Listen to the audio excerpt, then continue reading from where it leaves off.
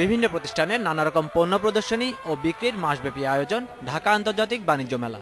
প্রতি বছরই মেলায় পণ্যের প্রচারণা ও বিক্রির জন্য খণ্ডকালীনভাবে শিক্ষার্থী ও তরুণ তরুণীদের নিয়োগ দিয়ে থাকে বিভিন্ন প্রতিষ্ঠান।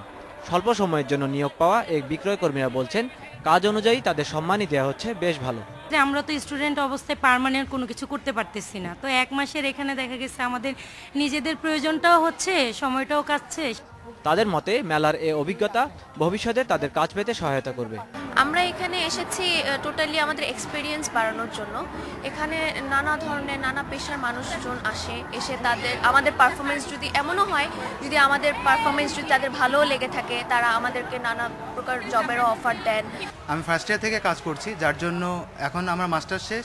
আমার এই মেলা থেকে আমি খুব একটা কাজ করব না, আমি এখন জব ক্ষেত্রে যাব, যার জন্য এই স্কিলটা আমার সেখানে কাজে লাগবে। খুব তাড়াতাড়ি আপডেট করতে পারবো নিজেকে। স্টল কর্মকর্তারা বলছেন, প্রতিবারই মেলায় খণ্ডকালীন কর্মী নিয়োগে তারা শিক্ষার্থীদের প্রাধান্য দেন। যোগ্যতা অনুযায়ী এদের অনেককেই স্থায়ী নিয়োগে বিবেচনা করা হয় বলে জানিয়েছেন নিয়োগকর্তারা।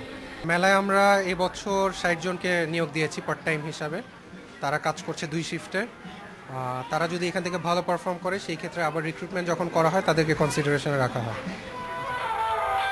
Taimur Chowdhury, Independent News, Dhaka.